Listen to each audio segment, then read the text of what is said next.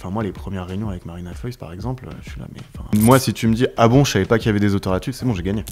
Globalement, je peux te faire de l'humour absurde, de l'humour noir, de l'humour très gentillé. Normalement, t'es censé pouvoir tout dégainer. Il y a des auteurs sur Le Meilleur Pâtissier, hein. Alors que c'est un concours de gâteaux.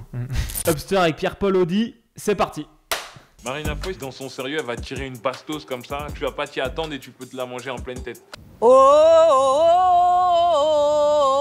get a brain. Alors bonjour Pierre-Paul. Bonjour. Déjà, je mets au clair un peu les choses tout de suite. T'es pas connu, en tout cas publiquement. T'es pas très connu, mais tu es très très proche de personnalités qui sont, elles, très connues du grand public, comme des humoristes comme Eric et Ramsey, par exemple.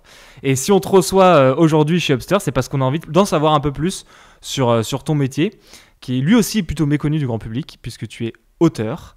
Donc rebonjour Pierre-Paul, bienvenue. Bonjour. Quand on s'est intéressé à toi, on s'est posé une question toute bête. On s'est tout simplement demandé comment on devenait auteur. Est-ce qu'il y a des études Est-ce que c'est chacun à sa voix? Toi, ça s'est passé comment plus particulièrement? Alors, c'est ça, je peux pas parler au nom de tout le monde, mais je sais qu'il n'y a pas d'études spécifiques pour devenir auteur. C'est même assez conseillé de faire des études très courtes. Parce qu'en général, les auteurs, c'est les mecs qui étaient au fond de la classe et qui faisaient des blagues. Et genre, eux, ils savaient où ils allaient, mais le monde scolaire ne comprenait pas où on allait. Moi, j'ai fait toute ma scolarité comme ça. Genre, ça passait, une fois, c'est pas passé, mais genre, à faire des blagues. J'écrivais très tôt. Très tôt, j'ai écrit. Genre au collège? Pour moi, au collège. J'ai été Skyblog de la semaine. Ok. Avec un Skyblog avec des textes, pas avec genre des photos de stars Ouais. bourrées. Et t'écrivais quoi? Tu t'en rappelles ou pas? Il n'y avait pas que des trucs marrants, même si maintenant c'est devenu un peu mon domaine de jeu. Mais il y avait des longs textes, soit des trucs assez dark, parce que j'étais au collège, donc ouais, bien sûr. J'essayais de comprendre, enfin je pensais avoir compris le monde, et je voulais le dire aux gens. Tu te torturais? Et il y avait ça, il y avait des trucs un peu marrants, il y avait vraiment un peu de tout. J'essayais justement, je pense que c'est la période où j'explorais le plus, parce que j'avais aucune idée de ce qu'il fallait faire. Enfin de toute façon, au Skyblock, c'était... Tu faisais ce que tu voulais, c'est un peu comme les réseaux maintenant en fait, c'est genre fais et puis tu trouveras ton truc au bout d'un moment. Au bout d'un moment, je me suis dit, mais en fait, ce que je veux, c'est écrire des blagues. Moi, j'ai toujours adoré la radio et ado, j'ai compris qu'il y avait des mecs qui écrivent des blagues. Parce que dans une émission que j'écoutais, c'était Nagui et Manu sur Europe 2 et Virgin, ils citaient les auteurs en fait. Ok. Et je me suis dit, mais attends, mais ça veut dire quoi? Ça veut dire qu'il y a des mecs qui sont payés pour écrire les trucs qui me font mourir de rire. Voilà, c'est ça que je veux. Enfin, tu veux faire quoi d'autre dans la vie, tu vois? Je suis rentré comme community manager le week-end sur RFM. C'est ça, comment on commence quoi? Donc CM, RFM. En fait, tu commences en mettant un pied dedans, quoi qu'il arrive. Enfin, faut rentrer par n'importe quelle porte. Donc là, community manager d'RFM, le week-end, enfin un truc genre vraiment qui intéresse pas grand monde. Tout en bas de l'échelle. Tu vois, à part poster des clips de Jean-Jacques Goldman, tu vois, genre, tu fais pas grand-chose en fait. Et en fait, petit à petit, tu fais des blagues. Donc les mecs ils disent, ah lui il est marrant. Attends, tu veux pas m'écrire ma petite chronique que j'ai dans la matinale ou la météo? Même dans la météo, je faisais des blagues. J'écrivais des horoscopes. Donc ne croyez pas les horoscopes parce que c'est des stagiaires qui les écrivent. et en gros, petit à petit, je me suis dit, mais en fait, c'est ça, quoi. Je veux faire ça. Et donc les mecs comprenaient que je voulais faire ça. Et petit à petit, on dit, tu devrais rencontrer ce gars-là. Il prend telle émission et tout. Donc il cherche des auteurs. Donc j'avais 23, 24 ans à ce moment-là. Ok. Et je dis, 23, 24 ans, ça y est, j'ai fait le rêve de ma vie, c'est être auteur radio. Donc maintenant, on va voir ce qu'il reste à faire, tu vois. Et là, tu bossais pour qui à 23 je me retrouve ans avec Camille Combal sur Virgin Radio. J'ai fait ça 5 ans. C'était trop cool. Au bout d'un moment, c'est quand même des matinales radio. Et j'en avais... Quand j'arrive à la fin, donc j'ai 29 ans quand je pars. Ça faisait 10 ans que je faisais des matinales et genre, j'en pouvais plus. Tu te levais à physiquement, entre 3 et 4 heures. Ouais. Et je restais jusqu'à ce que l'émission du lendemain soit écrite. Donc ça pouvait être très long. Parce que les jours où t'as pas d'inspi, où t'es fatigué. Ça ressemble à quoi une journée type du coup? Là par exemple, si on prend chez Virgin avec Camille Combal. Chez Virgin, t'arrives une heure avant la prise d'antenne. Qui était à 6h du coup? Qui était à 6h puis 7h, mais d'abord 6h, ouais. Ou 6h30, je sais plus. Et en gros, tu vérifies tous les textes que t'as écrit la veille. Ouais, que t'as écrit la veille. Tu vois s'il n'y a pas des trucs qui sont tombés dans la nuit. Tu vois, les trucs aux États-Unis qui peuvent être tombés dans la nuit, des grosses infos et tout que tu devras incorporer au truc. Donc tu vérifies tout ça et puis après pendant l'émission, une fois que c'est lancé, tu commences à écrire celle du lendemain, quoi. Ultra formateur. Ouais. Trop cool. J'ai vraiment, t'écris à 2 ou à 3 heures de contenu par jour, donc c'est. T'as intérêt à bien t'entendre avec, Ça, c'était. avec les collègues. Alors ça, c'était cool parce que vraiment, je m'entendais trop bien. Enfin, c'est vraiment devenu des amis proches, Trop bien. les gens avec qui j'écrivais. Ils sont encore aujourd'hui. Et donc c'est vraiment, c'était ultra formateur, mais tu peux pas faire ça toute ta vie. Pas côté auteur, c'est vraiment trop fatigant, quoi. Est-ce que du coup, tu as bossé avec plusieurs animateurs, humoristes, etc. Tu as un process qui est toujours le même ou c'est toujours adapté au gars que tu as en face, à la fille que tu as en Non, c'est face? au feeling. Après, tu as des trucs où tu sais que. Enfin, en gros, c'est vraiment. Pour le coup, je pense que j'ai ce truc-là et je pense que les auteurs ont ce truc-là de quand même comprendre vite. Et les blagues. On est capable de faire plusieurs sortes d'humour. Tu vois, il y en a dans lesquels on est plus à l'aise, mais globalement, je peux te faire de l'humour absurde, de l'humour noir, de l'humour très gentillé. Vraiment, normalement, tu es censé pouvoir tout dégainer. Et tu es surtout censé écouter la personne pour qui t'écris. Parce que c'est elle qui est. C'est que ça. Nous, on n'est pas du tout censé exister. Enfin, c'est cool quand les gens nous citent et tout, mais en vrai, moi, si tu me dis ah bon, je savais pas qu'il y avait des auteurs là-dessus, c'est bon, j'ai gagné. C'était marrant et je savais pas qu'il y avait des auteurs là-dessus. Ça, c'est un truc bon, que tu intègres dès le début, ce rôle-là, dans l'ombre, si on peut utiliser cette expression.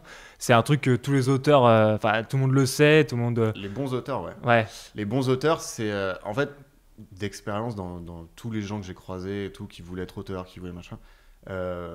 Quelqu'un qui veut être absolument dans la lumière.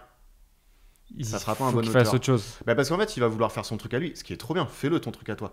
Mais tu seras pas un bon auteur pour les autres. Parce qu'en fait, tu prends trop de place dans ce que t'écris. Alors qu'il faut pas prendre de place dans ce que t'écris. Faut avoir ta patte, t'as quand même ta patte, t'es bon ou t'es pas bon, t'es vif ou t'es pas vif. Faut pas qu'on se sente, faut pas qu'on se dise ah ouais, là c'est lui qui le dit, mais j'entends la blague de machin. Ça, c'est pas possible. Ouais. C'est pas ça notre job. Faut pas que t'aies un style reconnaissable, entre guillemets, Non, après, entre fais ton mille. truc à toi. Ouais. Et là, tu vois, moi, j'ai 34 ans. Petit à petit, je vois les gens avec qui j'ai commencé. On a tous commencé comme ça, en se formatant sur la personne pour qui on bossait. Mais là, petit à petit, on commence à vouloir écrire des films pour vraiment raconter des trucs à nous, faire du stand-up, tu vois, genre, où on commence à savoir qui on est, ce qu'on aime écrire, et surtout, on a cette envie de putain, j'ai beaucoup écrit pour les autres. Donc en fait, je ne fais que écrire sous contrainte. Et ce qui est cool, t'apprends vite, mais là, j'ai un peu envie de dire, moi, ce que je suis, moi, ce que tu vois. Parce que parfois, t'écris pour des trucs, tu fais, mais c'est nul, quoi. Et on me demande des trucs nuls. Donc, vous voulez pas. J'obéis. Ouais, vous voulez pas ce truc bien? Non, vous voulez ce truc nul. Bon, allez, je vous en fais, je vous en fais 2 heures. Quand t'es auteur, je pense que la première chose dont on se dit quand on réfléchit à ce métier, c'est qu'on pense tout de suite aux humoristes, quand même. Enfin, moi, j'ai l'impression, tu vois, dès que je pense au métier, je pense à ça.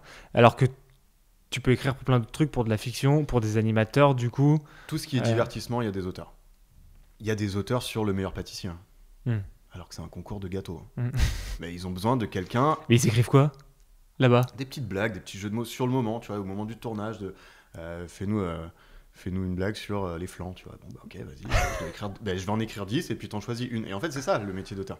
Mais du coup, le mythe de l'humoriste qui écrit son one-man tout seul. Non, ça existe. Ça existe. Ça existe, mais en fait, s'ils y arrivent trop bien. Ouais. Mais en général, t'as besoin quand même d'un gars. Mais soit ils le font entre humoristes.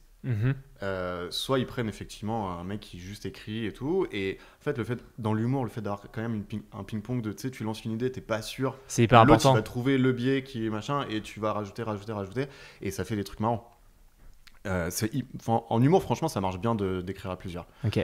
Quand j'écris des trucs plus sérieux, on va dire, tu vois, pour moi ou pour des projets de séries, de films, de machin, quand je lance des trucs et que c'est sérieux, là j'ai besoin de personne. En vrai, j'ai besoin de gens après. Ouais. Mais sur le moment, trouver l'idée, construire mes trucs et tout, là, je sais que je vais puiser dans des choses qui sont moins, qui marchent très bien en solo. Ok. Mais ouais, les humoristes, mais en fait tout le monde. Tu vois, n'importe quelle émission, t'as 3-4 auteurs. Les grosses émissions, j'entends, parce qu'après ça coûte cher, ouais. Les auteurs. Et plus ils sont expérimentés, plus ça coûte cher. Parce que les producteurs ont du mal à comprendre. mais ce qui est ok, moi ça me va aussi que, tu vois, parfois on me propose des trucs, je fais ouais mais les gars, déjà de 1, ce que tu me proposes ça m'intéresse moyen, parce que c'est pas très gratifiant en termes de taf, ça va pas m'amuser en fait de faire ça. Je le faisais plus jeune pour apprendre, mais ça m'intéresse pas. Ouais mais bon, quand même on aimerait bien t'avoir toi. Ok, quels sont tes tarifs? C'est tant par jour? Oui, ok. C'est beaucoup. Je fais, bah oui, mais les gars, prenez des jeunes, prenez des plus jeunes et machin, mais tu vois, donc du coup Ils ont le choix. Quand t'es mais jeune, ils c'est comprennent combien pas. quand t'es jeune? Franchement, ça dépend de trop de choses. C'est vrai? Ça dépend de un, du diffuseur, Ok. parce que c'est eux qui ont l'argent, et de la boîte de prod, de à quel point ils ont besoin de toi, de à quel point t'es essentiel au truc ou pas. Ça dépend, et de ce que ça te prend par jour, tu vois. Toi, quand tu bossais chez Camille, J'ai t'es ok fait pour que en parler monter. ou pas? Au début, c'était quoi? Au début, c'était vraiment pas beaucoup, mais parce que j'étais pas censé intégrer l'équipe, et en fait, on s'est rencontrés avec Camille, on s'est rencontrés dans un bar par des potes en commun, et on a eu une espèce de coup de foudre C'est vrai? humoristique. On a fait, et lui il m'a dit, non les gars, en fait, faut que tu viennes. C'était genre en juin ou juillet, et il prenait la matinale en septembre, Ok. et il avait déjà son équipe, et il m'a dit, non, mais faut que tu viennes, faut que tu viennes, quoi. Ok. Et donc, en fait, on avait bricolé, il y avait plus de budget, et on avait bricolé un truc, et donc la première année, j'étais vraiment sous le seuil de pauvreté, tu vois.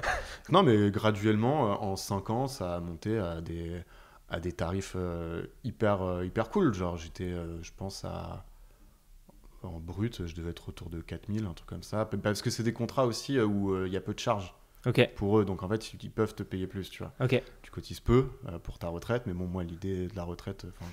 Non, mais j'écris, donc en fait, je me dis que je peux écrire jusqu'à... Ouais, tu vois, Ouais, je peux écrire tu seras jusqu'à encore à 75, quoi. Ouais, j'espère. Enfin, tu vois, si je passe le pas de faire de la fiction et tout, genre, j'espère en Ouais. faire jusqu'au bout, tu vois. Donc bref, ouais, tu Ok. peux arriver. Mais là, c'est parce que là, c'est un truc particulier. C'est parce que, genre, pendant 5 ans, tu bosses pour la même boîte, l'émission prend des auditeurs, tu redresses un peu la radio, tu Oui. machin et tout. Au bout d'un moment, tu fais, gars, enfin, t'es censé. Récompense, quand même, quoi. Ouais, mais récompenser, quoi. Donc, et ce qu'ils faisaient. Donc, c'était cool. Trop bien. Et après, maintenant, là, c'est plus. Là, maintenant que je suis freelance et que je suis moins, genre, tous les jours au même endroit à faire les mêmes blagues, je suis obligé de facturer beaucoup, tu vois. Pour vivre. Bah ouais, c'est le jeu. Parce qu'en fait, le mois prochain, s'il faut, il n'y a rien qui rentre. Ouais. Il y a toujours un peu ce petit défaut chez les gens qui bossent dans les médias, c'est qu'ils disent, ouais, auteur, enfin, ça va, quoi. Ils considèrent pas ça comme un truc à part entière ou un métier. En fait, ils se disent.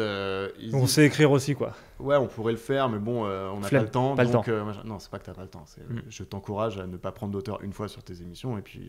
Tu verras. Ouais, tu verras. En fait, le truc, c'est que quand on fait de l'humour, quand on est auteur et qu'on fait de l'humour et qu'on nous met à 3 dans un bureau, on va rire dans le bureau, parce que c'est comme ça qu'on va créer. Et eux, ils vont avoir leur bureau de prod où ils font des trucs très sérieux, des trucs essentiels pour l'émission, tu vois. Mais très sérieux, avec des lignes d'Excel et tout, machin.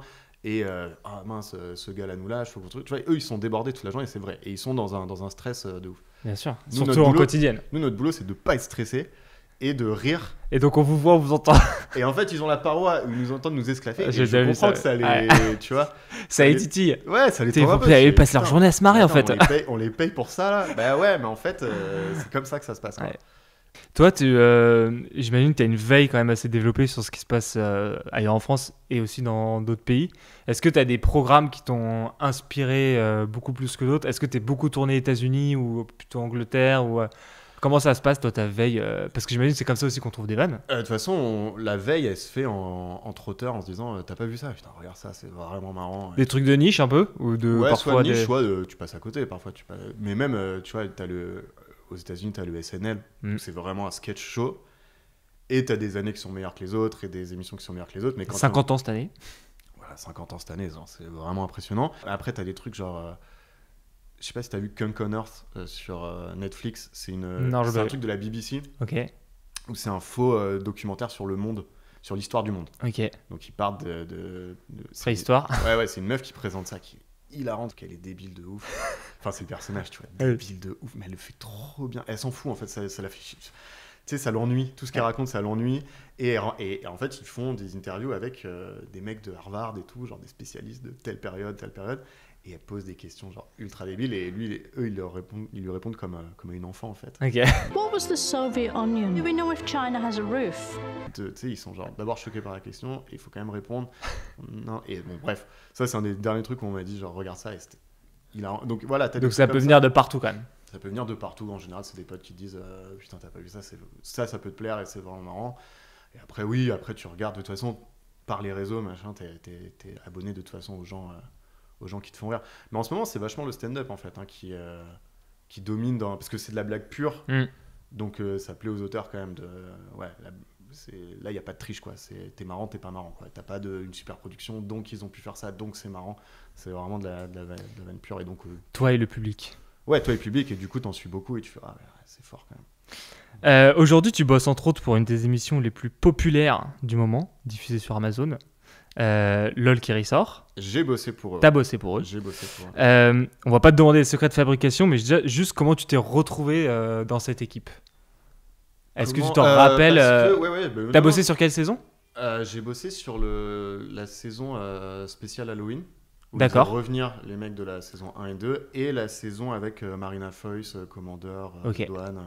Et du coup, tu bosses sur le déroulé de l'émission. En gros, t'écris un peu ce qui. En fait, c'est un format hyper bizarre. Ouais, bah ouais, c'est un peu un ovni, quoi. Les gens sont toujours hyper étonnés quand je dis que j'ai bossé là-dessus en tant qu'auteur. Et en fait, tout de suite, ils s'imaginent que tout est scripté. Ouais. C'est pas le cas. Je vous Rassurons Non, les gens. C'est vraiment pas le cas. Les gens sont vraiment marrants. Mais il y a un truc, c'est que l'enregistrement, ça dure Mais oui, c'est ça aussi. 10 heures. Personne n'est drôle 10 heures d'affilée. C'est sur une journée entière, en fait. Ouais, c'est en une fois. Ils arrivent le matin, ils savent que c'est ouais. jusqu'au soir. Ok, Et putain. ça dure 10 heures. Mais il vous Mais faut t'as le tellement chrono, de d'ailleurs, contenu en 10 heures. Il faut tellement qu'il se passe de choses. En vrai, c'est ouf. En fait, Pour nourrir, les 2 premières heures, ils sont vraiment marrants à leur plein potentiel, tu vois, tous. Et petit à petit, t'es fatigué, t'imagines, toi, genre, Non. être à un dîner qui dure 10 heures et faut que ce Ah soit là marrant là. tout le temps. C'est impossible. Humainement, c'est impossible. Et Pierre Ninet qui est arrivé quand même. Pierre Ninet, je suis même pas sûr qu'il ait fait beaucoup de trucs écrits. J'étais pas sur cette saison-là, mais c'est d'ailleurs la première truc qu'on me fait. Genre, à chaque fois, les gens sont déçus. Genre, ah non, tout est écrit. Tout... Non, pas du tout. Attends, mais le truc avec le bocal, Pierre Ninet, non, ça c'est de l'impro pur. Ce mec est trop marrant. Ouais. Je sais quand même pas que ça à faire, je suis Thomas Pesquet. Moi, je suis très admiratif des mecs qui font LOL parce que c'est ultra dur. Genre, tu dois mais te saouler au bout d'un moment, genre toi-même, tu vois, alors qu'il faut que tu continues parce que justement, c'est là où tu sens que les autres sont fébriles qu'il faut continuer toi à enfoncer le clou et tout. Et donc, le truc durant une dizaine d'heures,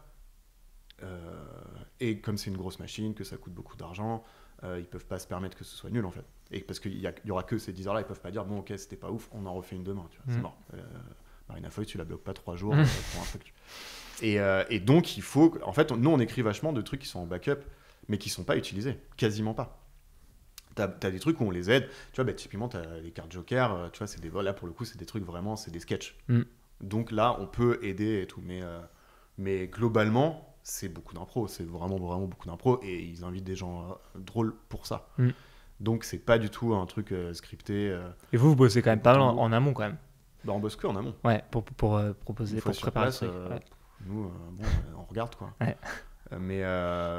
Et c'est trop cool, hein. Et t'as kiffé, ouais, l'expérience? Ouais, l'expérience est cool. L'expérience est très particulière, mais très cool. C'est vraiment une grosse machine. Et c'est Enfin, en fait, tu bosses vraiment avec des gens ultra drôles, quoi. Ouais.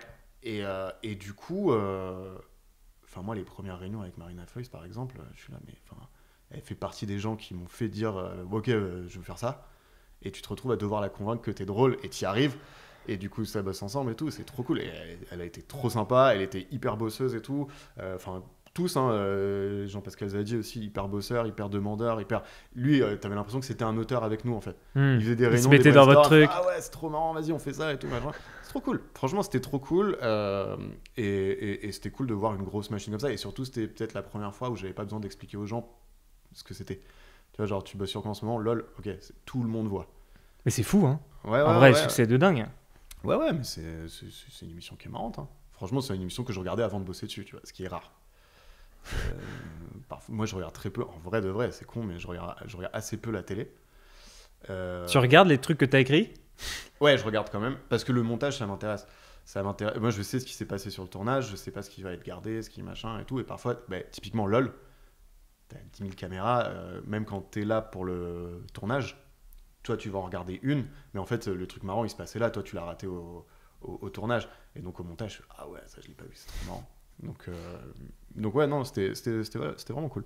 Aujourd'hui, avec les chatbots et notamment ChatGPT, je pense qu'il y en a beaucoup qui doivent se dire qu'ils peuvent devenir auteurs plus facilement qu'avant. Ouais. Est-ce que toi, c'est un outil que tu utilises personnellement?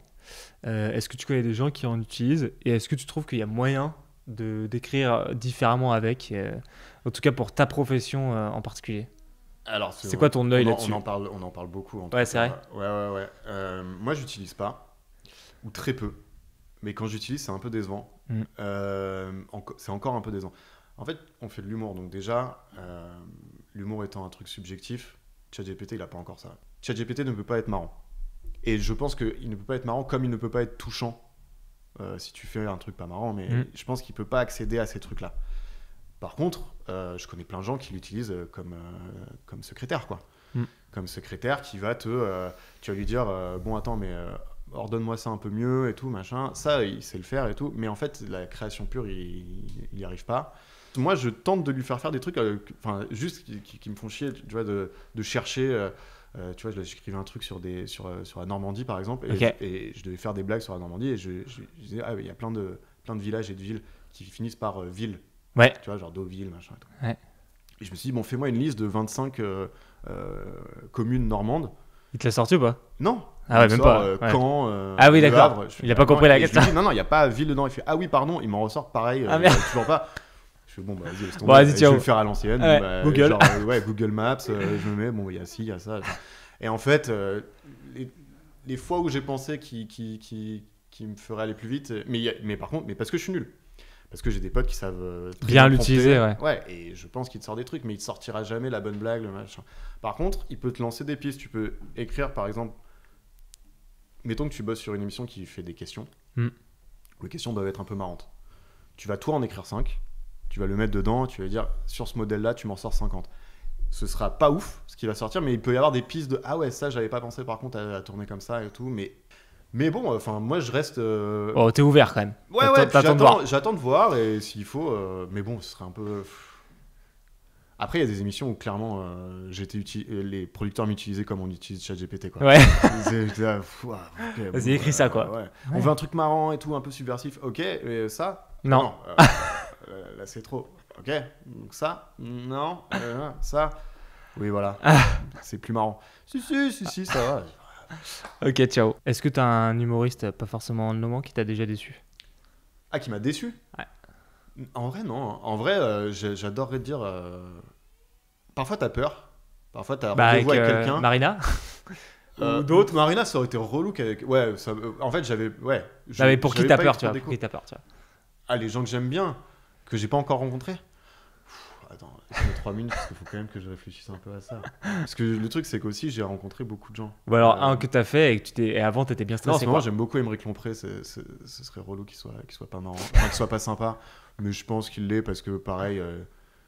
En fait, les mecs, ils font beaucoup de scènes et tout, enfin comme ça, genre qui ont gardé le côté saltimbanque et tout, qui sont vraiment amoureux de la blague et tout. Ils peuvent être bizarres, mais ils sont rarement méchants, quoi. Donc... Émeric Lompré, on prend. Ouais, Émeric Lompré. Ton plus gros cachet, c'était quoi et pour qui? C'était LOL. Ok. C'était LOL ou Comedy Club, mais c'est Amazon. Oui, c'est Prime. Ça paye bien. Oui, pardon, Prime. Mais c'est avec l'argent d'Amazon qu'ils font ça. Mais ouais, ça c'était très bien payé. Ça c'était cool. Ok. Si tout le monde payait comme ça, ce serait sympa. Ou tendait vers ça, ce serait cool. L'humoriste dont on n'entend pas trop parler aujourd'hui et dont tu penses qu'il va tout déchirer? Il y en a plein. Il y a un gars qui s'appelle Yassir qui a fait Comedy Class que moi je trouve vraiment trop cool. Adel Fougazi, en vrai. Ok, je connais pas. Très bien, j'irai Qui voir. a fait Comedy Class aussi, qui est finaliste dans Comedy Class mais qui gagne pas. Et lui, il est vraiment hilarant sur scène. Il y a... Attends, il faudrait quand même que je t'en sorte un. T'en as sorti 3 déjà. Ouais, mais un où je sais que... Où t'es sûr? Non, ouais, où je suis sûr. Camille Laurente aussi, qui a aussi fait Comedy Class. En vrai, sur Comedy Class, moi, j'ai rencontré plein de gens genre ultra talentueux. C'était trop cool à faire. Cette émission, c'était vraiment... c'était trop bien d'écrire pour eux parce que déjà, c'est des gens... qui commencent aussi. Ouais, qui commencent et qui sont à la cool, quoi. Ouais. Et qui sont vraiment talentueux, nous on était là pour un peu les accompagner et tout, parce que les échéances étaient beaucoup plus courtes que dans du stand-up, où t'as des mois pour faire un bon sketch, là t'avais 3-4 jours pour faire un bon sketch. Ouais, efficace quoi. Donc fallait vraiment du renfort. Donc ouais, Camille Laurente, elle peut vraiment faire un truc, je pense. Elle a vraiment un truc, même de comédie et tout, genre elle a un vrai personnage comique qui est vraiment marrant. Ok, trop cool, bah merci Pierre-Paul. Bah, merci à toi. C'était trop bien de discuter avec toi. Tu fais aussi tu commences un peu, t'en as un peu parlé, mais du stand-up. Ouais, mais je mise pas dessus, c'est pas ça la suite de ma carrière. Mais sinon on te retrouve dans le générique des émissions. Dans le générique des émissions, ou sur Instagram, hein. Bon, ouais, je fais pas beaucoup de blagues dessus, mais bon, c'est là que vous pouvez me parler. On mettra le lien en description. Voilà. Merci, c'était cool en tout cas de discuter avec toi. Merci. Très cool.